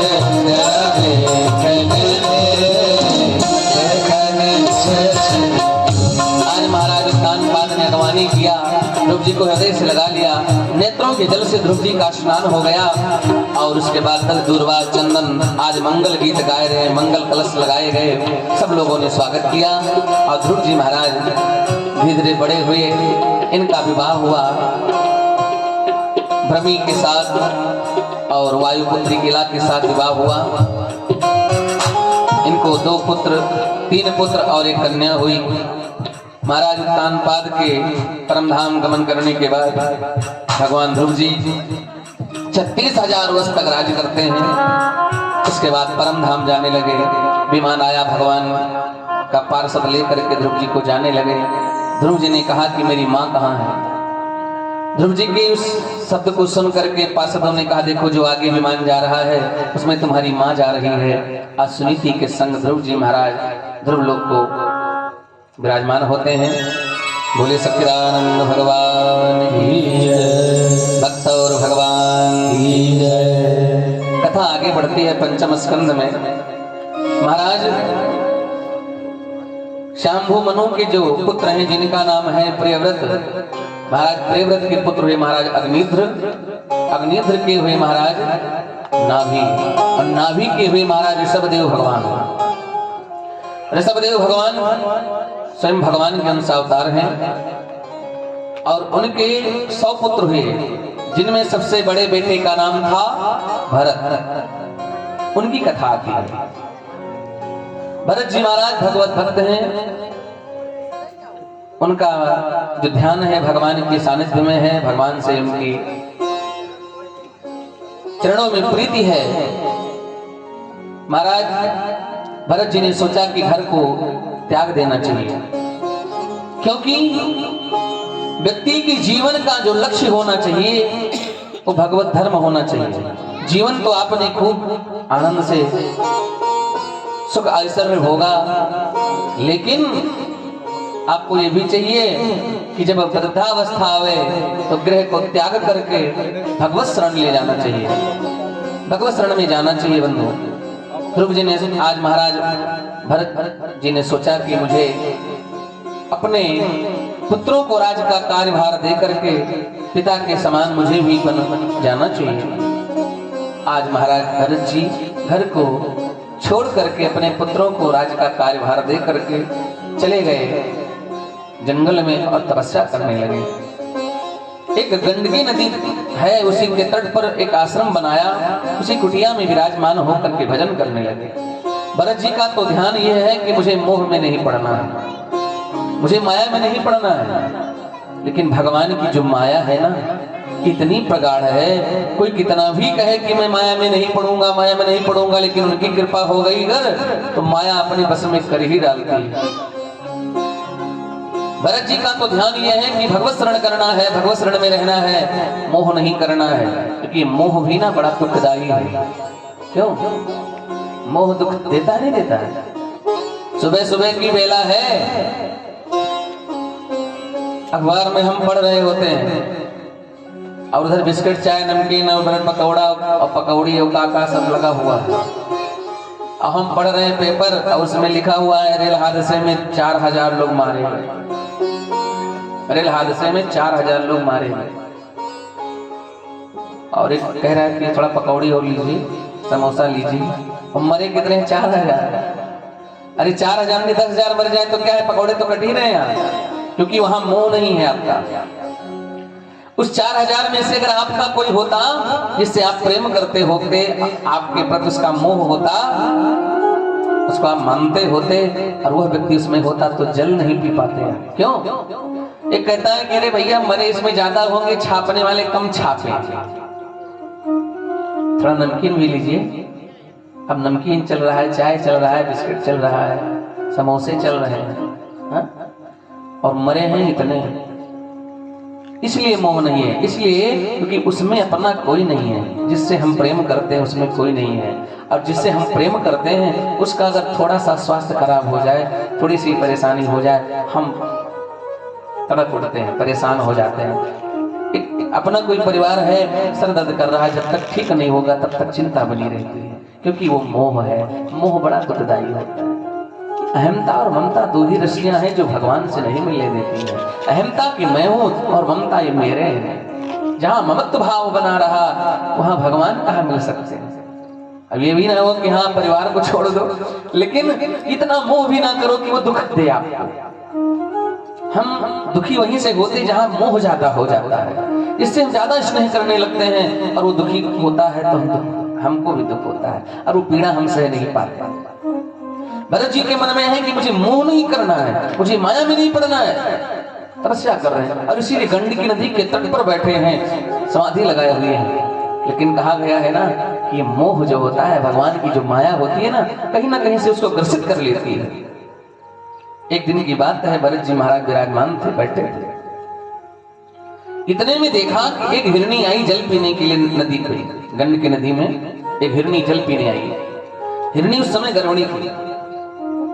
उसी समय एक सिंह ने दहाड़ा तो हिरणी ने समझा कि अगर अभी सिंह आ जाएगा तो मुझे खा जाएगा और मेरे उदर में प्रसव है, मैं भले मर जाऊं लेकिन मेरे इस बेटे को बचाना चाहिए मुझे। तो हिरणी ने क्या किया, उस शेर के सिंह के दहाड़ने से हिरणी डर गई और हिरणी ने सोचा कि भले ही मेरा प्राण चला जाए लेकिन बच्चे को बचाना है। तो हिरणी ने उसी जल में छलांग लगा दिया। अब वो गर्भिणी थी, जब ही छलांग लगाया तो उसका प्रसव उसी जल में गिर गया और हिरणी जाकर के बाहर गिरकर मर गई। ये दृश्य भरत जी के सम्मुख होता है। भरत जी ने ये दृश्य देखा, फिर सोचा कि मुझे मोह में नहीं पड़ना है, मुझे ममत्व में नहीं आना है, मुझे मोह में तो आना ही नहीं है, ध्यान हटा लिया। लेकिन संत का जो स्वभाव होता है ना, दया आ ही जाती है। संत हृदय नवनीत समाना, मक्खन की तरह हृदय होता है संत का, जो सच्चा संत है। करुणा बहुत होती है। महाराज देखा फिर वो बच्चा मृग का जो शावक था वो डूब रहा था। भरत जी को लगा कि ये तो अपराध हो जाएगा, एक जीव मेरे सम्मुख अभी इसमें मर जाएगा तो मुझे अपराध लगेगा। तो दौड़ करके भरत जी के उस मृग के शावक को उठा लाए, बाहर रख लिया और गाय का दूध पिला पिला कर उसको पालने लगे। अब धीरे धीरे भरत जी का मोह उस मृग के शावक में पड़ गया, मृग छाने में उसका मन लगने लगा। कहीं जाते भरत जी लौट कर आते तो मृग शावक को ढूंढने लगते, कहाँ गया तू? और मृग शावक भी आकर के चारों तरफ घूमता रहता है। कभी भरत जी को चाटने लगता, कभी सामान बिखेर देता, कभी उद्दंडता करता, भरत जी उसको डांट देते, चुपके से बैठ जाता। रहते रहते भरत जी का प्रेम उस मृग के शावक में बढ़ता गया। अब भजन नहीं हो पा रहा था, ये मोह बड़ा भजन में बाधा बनती है। भजन नहीं हो पा रहा है, जब भजन लगाते हैं आप ध्यान करते हैं तो मृग शावक का रूप दिखाई पड़ता है। धीरे धीरे भरत जी का मोह प्रगाढ़ होता गया और धीरे धीरे मृग का शावक वो बड़ा होता गया। एक दिन भरत जी कहीं घूमने गए थे, इतने में मृगों का झुंड उस कुटिया पर आया। तो उस मृग ने सोचा कि हमारे जैसे हैं, कि हमारे बिरादरी के हैं, उसी में वो चला चला। अब भरत जी लौट करके आए, देखा मृग शावक नहीं है, विलाप करने लगे, जोर जोर पुकारने लगे, बेटा तू कहां चला गया, मेरा पुत्र तू कहां चला गया, कहकर भरत जी रो रहे हैं। ढूंढ रहे थे उसको और ढूंढते ढूंढते विलाप करते करते कई दिन तक भरत जी ने अन्न तक नहीं खाया, फल तक नहीं खाया, जल तक नहीं पिया और प्रेमाश्रु आंखों से गिरते रहे। बेटा बेटा करके पुकारते रहे और उसी प्रेम में भरत जी ने अपना प्राण त्याग दिया। शास्त्र कहता है अंते या मति सा गति, अंत में हमारे मरने पर जो मन में हमारी मति होती है वही हमारी गति होती है। जो हम सोचेंगे मरते समय, जिसका चिंतन करेंगे वही हम बन जाएंगे। मरते समय वृक्ष का चिंतन करोगे, वृक्ष बन जाओगे। मरते समय पशु का चिंतन करोगे, पशु बन जाओगे। मरते समय किसी व्यक्ति का ध्यान करोगे, उसी स्वरूप में आ जाओगे। भरत जी महाराज मरते मरते उस मृग का चिंतन करते करते प्राण त्याग दिया। इसलिए भरत जी का जो दूसरा जन्म हुआ मृग का हुआ, मृग बन गए। लेकिन जब मृग बन गए तो भरत जी को बड़ा प्रायश्चित हुआ कि मैंने क्या गंवा दिया, व्यर्थ में जीवन गंवा दिया। भजन कर रहा था, मृग के मोह में आकर मैंने अपना सारा भजन तपस्या गंवा दिया। लेकिन जो तपस्या थी पूर्व जन्म की, वो भरत जी को याद है, मृग के रूप में है, लेकिन स्मृति बनी है कि मैं कौन था। अब भरत जी ने सोचा मृग के रूप में कि मुझे इस जीवन को तो व्यर्थ में नहीं जाने देना है। तो पहुंच गए उसी गंडकी नदी के तट पर और वहीं जल पीते हैं, वहीं सूखे पत्ते खा करके मृग रूप में भरत जी तपस्या कर रहे हैं। और धीरे धीरे जब कालांतर में अवधि पूर्ण हुई मृग का, तो मृग शरीर भरत जी ने छोड़ दिया। और भरत जी का जब तीसरा जन्म हुआ, एक ब्राह्मण के घर इनका जन्म होता है और संयोग से वहां भी इनका नाम भरत ही पड़ा। अब भरत जी 4 भाई हैं, सबसे छोटे भाई बन करके वहां पैदा हुए। तो भरत जी ने सोच लिया कि मैंने एक जन्म राजा भरत के रूप में गंवाया, एक मृग में गंवाया, अब तीसरा जन्म लिया हूं, इसको व्यर्थ नहीं जाने देंगे। और भरत जी ने सोचा मुझे ऐसे बन जाना है कि हमसे कोई मतलब ही ना रखे। अगर आप किसी के काम लायक होंगे तभी आपसे कोई बात करेगा, और पागल दंग धड़ंग घूमे आप तो आपसे कोई बात करेगा? कोई पागल से कोई बात करता है? पागल से कोई बात नहीं करता है। भरत जी ने सोचा मुझे पागल ही बन जाना है, हम तो पागल ही अच्छे हैं। भरत जी महाराज अभी छोटी सी अवस्था है, लेकिन उनको ज्ञान तो है ना, वो वयोवृद्ध ज्ञान में है। पिताजी ने देखा कि बालक अब शिक्षा दीक्षा की बारी आई है, तो चल करके इसका जनेऊ कराएं और दीक्षा दिला करके विद्यारंभ इनका करवाया जाए। विद्यारंभ संस्कार कराने की जब बारी आई तो ले गए गुरुजी के पास। गुरुजी ने जनेऊ कर दिया और इनको गायत्री मंत्र पढ़ने को बताया कि इसको तैयार करो। भरत जी को तो सब याद है, लेकिन भरत जी ऐसा अभिनय करते हैं कि मुझे कुछ याद नहीं है। भरत जी ने सोचा अगर हम कुछ तैयार कर लेंगे और सुना देंगे तो लोग मेरे पीछे पड़ जाएंगे, फिर मुझे मोह में पड़ना है। तो मुझे ऐसे बन जाना है कि गुरु जी को लगे, माता पिता को लगे कि ये पागल है, ये मंदबुद्धि का बालक है। 3 महीने बीत गए, गुरु जी को मंत्र नहीं सुनाया। गुरु जी ने कह दिया कि ये तेरा बालक मंदबुद्धि का, ये पढ़ लिख नहीं पाएगा, ले जाओ इसको। भरत जी चाहते थे गुरु जी सर्टिफिकेट दे दें कि किसी काम का नहीं है, और गुरु जी ने कह दिया किसी काम का नहीं है। भरत जी मस्ती में जो मिल जाता रुकी सुखी खा लेते, जो जहां पड़े रहते कई दिन स्नान ही नहीं करते, मलमूत्र त्याग देते, उसी में पड़े रहते। लोग जाने कि ये पागल है। भरत जी तो भगवान का भजन करते हैं। ये अंतःकरण हमारा शुद्ध हो, बाहरी हमारी शुद्धि है कि नहीं, ये भगवान नहीं देखते हैं। भरत जी मस्ती में भजन कर रहे हैं। धीरे धीरे भरत बड़े होते गए। अब सब जान गए कि ये पागल है, किसी काम का नहीं है। भाइयों का विवाह हो गया, भाभी श्री आ गया। भरत जी का तो विवाह होने का कोई चांस ही नहीं था, क्योंकि ये पागल थे, किसी काम के नहीं थे, मंदबुद्धि था इनका। भाभियां आ गई, भाभियों ने देखा कि ये हट्टा कट्टा शरीर लेकर के ये न कुछ काम करता है, बस केवल भोजन करता है, पड़ा रहता है। इसको कुछ काम तो करना चाहिए। भाभियां देख देख करके जलने लगी। अपने पतियों को भोजन कराती, लेकिन जो सूखा रूखा बच जाता वही उच्चिष्ट पदार्थ वो भरत जी को दे देती। भरत जी इसको पा लेते। लेकिन भगवान की कृपा देखो, भरत जी मोटे तगड़े होते जा रहे हैं। और वो अपने स्वामी जी को सब काजू पिस्ता बादाम खिलाती हैं। वो सब 1.5 हड्डी के बिल्कुल वही दुबले पतले। कहती हैं अपने स्वामी को कितना सुंदर खिलाती हूँ, लेकिन ये मोटे क्यों नहीं हो रहे हैं। और ये तो रूखी सूखी खाता है, वही उच्चिष्ट पदार्थ छूटम चाटम खा लेता, फिर भी मोटा तगड़ा होता जा रहा है। लेकिन भगवान की कृपा जिस पर हो जाए तो पूछो ना। भरत जी महाराज धीरे धीरे बड़े हुए। एक दिन भाइयों ने कहा कि कुछ काम तो करेगा ये। तो भाइयों ने भरत जी से कहा कि भैया भरत, तुम एक काम करो, जाओ खेतों में मिट्टी के बड़े बड़े ढेले हैं, फावड़ा ले जाओ, इस मिट्टी के ढेलों को तोड़ दो। भरत जी ने सोचा अगर आज मिट्टी के ढेले तोड़ देंगे तो कल से पुनः बताएंगे कि मिट्टी के ढेले तोड़ना है। तो भरत जी ने क्या किया, भरत जी पहुंच गए, खेतों के सारे ढेले को उठा करके इकट्ठा जोड़ दिया, बड़ा सा चट्टान बना दिया।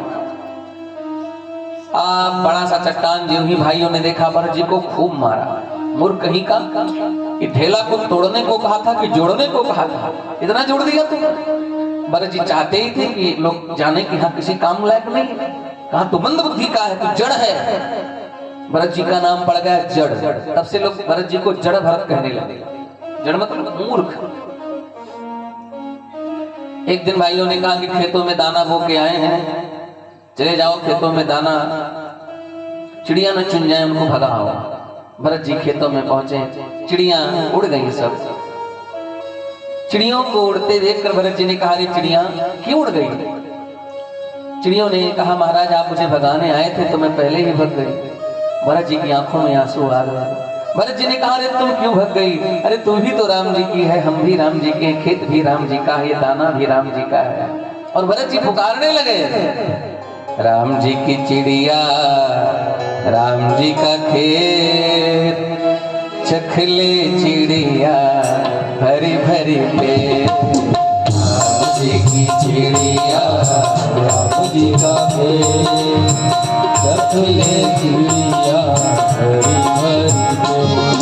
राम जी की चिड़िया राम जी का खेत, चख ले चिड़िया भरी भरी पेट। राम जी की चिड़िया राम जी का खेत, चख ले चिड़िया भरी भरी पेट। चख ले चिड़िया भरी भरी पेट, चख ले चिड़िया भरी भरी पेट, चख ले चिड़िया भरी भरी पेट, चख ले चिड़िया भरी भरी पेट। राम जी की चिड़िया राम जी का खेत, चख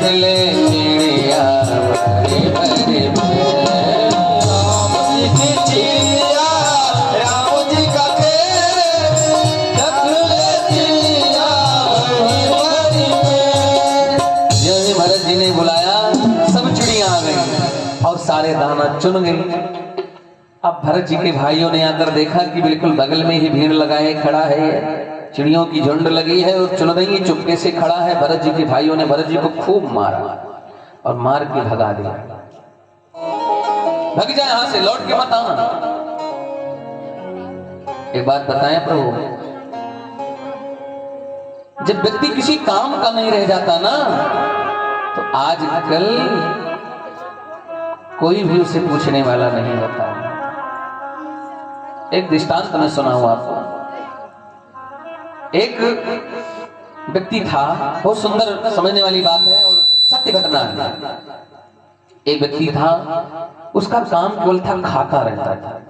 इतना खाए कि 4-4 पंक्ति उठ जाए तब भी खाता रहे। उम्र उसकी 18 वर्ष हो गई। वो कहीं निमंत्रण में जाए, जब तक 2-4 लोग खा के उठ जाए तब तक वो खाता ही रहे। अच्छा, भोजन परोसने वाले कभी कभी परेशान हो जाएं, कहें कितना खाता है, तो वो जानते क्या कहता था भैया दाने दाने में लिखा है खानहार का नाम, इसलिए खाता।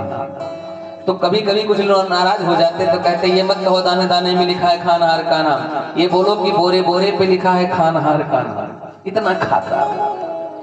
घर वाले भी परेशान, काम कुछ करता नहीं, केवल भोजन करता। एक दिन घर वाले परेशान हो गए। अच्छा, काम न करे, केवल खाए फिर जाके लुढ़क जाए, सो जाए। इसे हम लोग खाते हैं सो जाते हैं, ऐसे ही लुढ़क जाए। अब परिवार वाले इतने परेशान ले गए संत के पास। बोले महाराज जी, मेरा बेटा केवल खाता ही रहता है और कुछ करता नहीं है।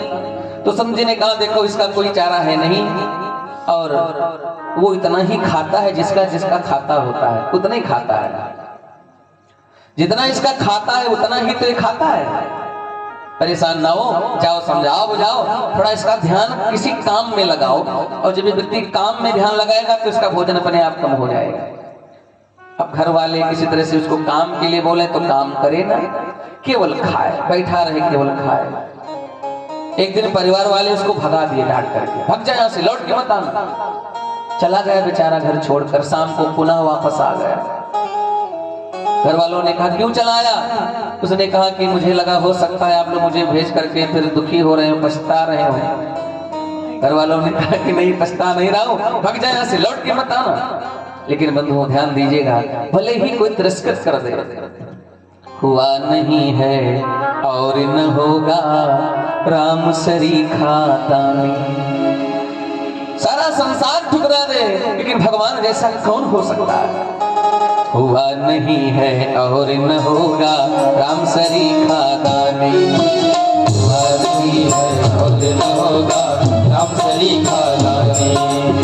भूखों को तो भोजन देवे, भूखों को भोजन देवे, और प्यासे को पानी। हुआ नहीं है और न होगा राम सरीखा दानी। मालूम तुमको हुआ नहीं है और न होगा राम सरीखा दानी। हुआ नहीं है और न होगा राम सरीखा दानी। भूखे को तो भोजन देवे और प्यासे को पानी। घर त्याग करके वो चला गया। अब वो सोच रहा है कि मैं कहाँ जाऊं। गांव से बाहर निकला, दूर चला गया तो एक मंदिर दिखाई पड़ी उस भक्त को। उसने सोचा मंदिर के पास चलते हैं। अब मंदिर के पास पहुंचे तो वहां पर देखा 2-4 संत सब हट्टे कट्टे मोटे तगड़े सब बैठे थे। पहुंच गया, एक संत को पकड़ा, बोले महाराज एक बात बताओ, ये क्या खाते हो इतने मोटे तगड़े हो? तो संतों ने कहा बस ये मंदिर में जो भोजन प्रसाद मिल जाता है, रोटी साग दाल और ये महाप्रसाद, यही सब पाते हैं, घी दूध मेवा मिश्री जो भी मिल जाए फलाद खाते हैं बस। तो बोले महाराज जी हम भी रहना चाहते हैं मंदिर में। बोले रह जाओ। बोले महाराज कुछ काम करना पड़ता है? बोले काम तो कुछ नहीं करना पड़ता, बस भगवान का नाम लेना पड़ता है, भजन करना पड़ता है। भजन करो, भगवान का नाम कीर्तन गाओ। तो उसने कहा महाराज कितना समय कीर्तन गाना होता है? तो संतों ने कहा जितना तुम्हारा मन करे 2-4 बार कहो, ना मन करे वैसे पड़े रहो, कोई दिक्कत नहीं है। तो कहा महाराज मुझे भी रख लीजिए मंदिर में, तो बड़ा सुंदर व्यवस्था है, कुछ काम भी नहीं करना, सारा व्यवस्था यहाँ मिलता रहेगा। तो संतों ने कहा कि ऐसे नहीं मिलेगा, पहले तुम्हें दीक्षा लेनी पड़ेगी, मंत्र लेना पड़ेगा महंत जी से। बोले मंत्र क्या होता है? बोले कुछ करना नहीं, मंत्र दे देंगे फिर तुम शिष्य बन जाओगे, शिष्य बनोगे तो सब मिलेगा तुम्हें फ्री में। उसने कहा इसमें क्या हर रहस्य से बन जाते हैं। और महंत जी से दीक्षा ले लिया। महंत जी से दीक्षा लिया, फिर पूछा, महाराज जी के पास गए, बोले महाराज एक बात कहना चाहते हैं, क्षमा करना। बोले क्या है? बोले महाराज आपके यहाँ कितनी पंक्ति होती है, कितनी बार लोग बैठते हैं भोजन करने?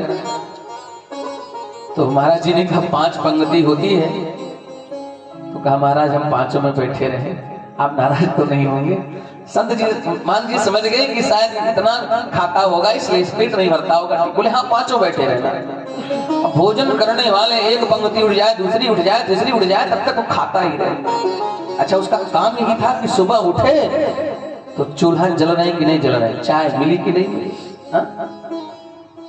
चाह गई चिंता गई, चली गई परवाह, जिसको कुछ चिंता नहीं वो है शहंशाह।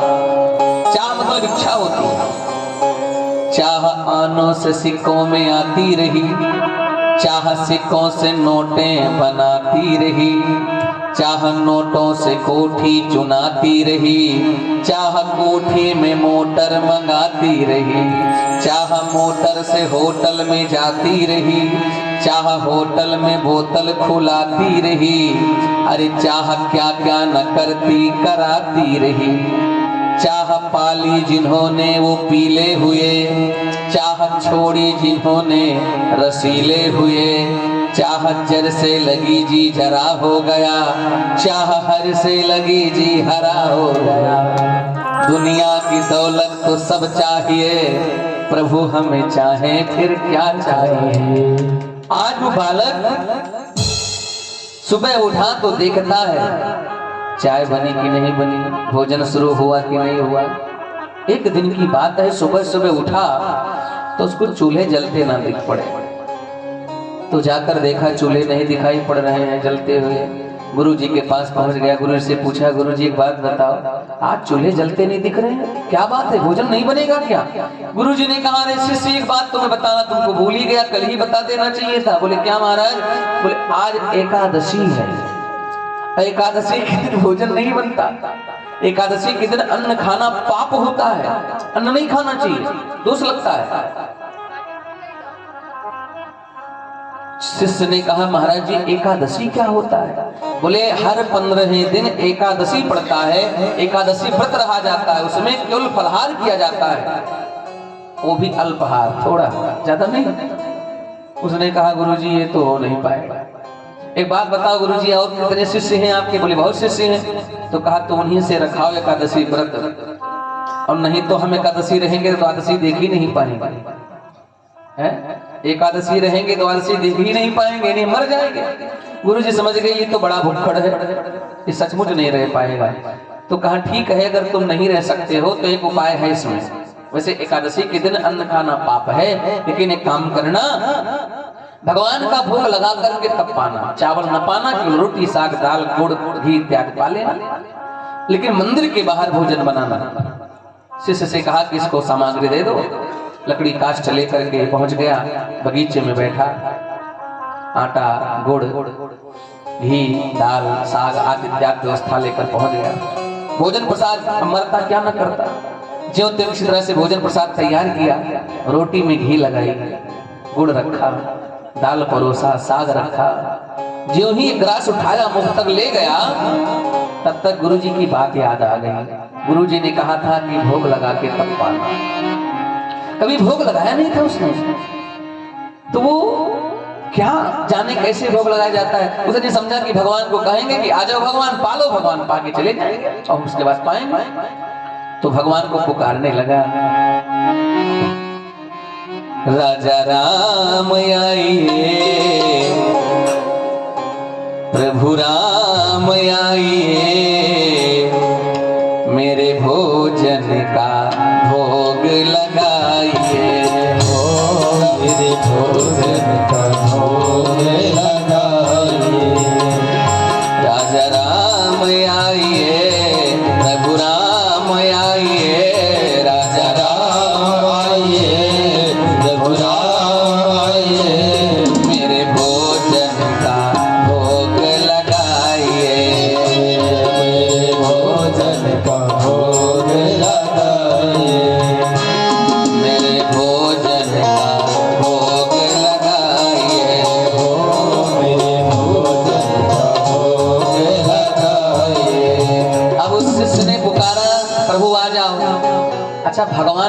आते हो तब तो आ जाए। अरे भगवान सचमुच थोड़ी ना आते हैं। भगवान नहीं आए। अब चेले ने सोचा शायद कोई कमी रह गई होगी, तो जानते क्या कहता है? अरे हम जानते हैं मंदिर में आपका बड़ा ठाट बाट रहता है, यहाँ तो कोई है व्यवस्था नहीं। आचमनी अर्घान आरती यहाँ यही मेहमान, आचमनी अर्घान आरती यहाँ यही मेहमान। क्या आचमनी घंटा घड़ियारी नहीं है जो आपका ठाट बाट मंदिर जैसा हो? आचमनी अर्घान आरती यहाँ यही मेहमान। रूखे सूखे खाओ प्रभु जी और पियो नदी का पानी। राजा राम आइए, प्रभु राम आइए, मेरे भोजन का भोग लगाइए। राजा राम आइए, प्रभु राम आइए, मेरे भोजन का भोग लगाइए। भगवान तब भी नहीं है, भगवान आते हो तब तो आवे। अब उसने सोचा कोई कमी रह गई होगी, तो फिर कहता है भोजन आज बनाया हमने जो भी रूखे सूखे। अरे जो कुछ बनाया हो प्रभु पालो आके। मंदिर में है आज एकादशी, अरे बैठे रहोगे भूखे। मंदिर के भरोसे मत रहना, वहां एकादशी वहां भोजन नहीं मिलने वाला, यहीं आ जाओ। भोजन आज बनाया हमने जो भी रूखे सूखे। मंदिर में है आज एकादशी, बैठे रहोगे भूखे। राजा राम आइए, प्रभु राम आइए, मेरे भोजन का भोग लगाइए। राम आइए, प्रभु राम आइए, मेरे भोजन का भोग लगाइए। अब भगवान समझ गए कि भक्त ऐसे मानेगा नहीं, अगर खिलाएगा नहीं तब तक खाएगा नहीं। तो भगवान ने क्या किया? भगवान प्रकट हो गए और अकेले नहीं, सीता समारो पितवाम भागम। भगवान श्री राघवेंद्र श्री सीता जी के साथ प्रकट हो गए। जब ही प्रकट हुए देखा भगवान को, भगवान आप आ गए? भगवान राम जी ने कहा आ गए। तो भक्त ने कहा कि महाराज एक बात बताओ, ये कौन है आपके बगल खड़ी हैं? भगवान ने कहा कि ये मेरी प्राण प्रिया श्री सीता जी। उसने सोचा कि एक बुलाया था, दो भगवान आ गया तो थोड़ा कम मिलेगा खाने को हमको, लेकिन बड़ी सुंदर जोड़ी है दोनों की। अच्छा ठीक है, दोनों भोजन प्रसाद पाओ। श्री सीता जी को श्री राम जी को भोजन प्रसाद पवाया, जो बचा वो स्वयं पा लिया। उसके बाद भगवान जाने लगे। भगवान से कहा कि प्रभु अगली एकादशी को थोड़ा जल्दी चले आना, ये भोजन प्रसाद बन जाता है तो फिर बर्दाश्त नहीं होता है, भोजन करने की इच्छा होती है, जल्दी आ जाना। भगवान ने कहा ठीक है आ जाएंगे।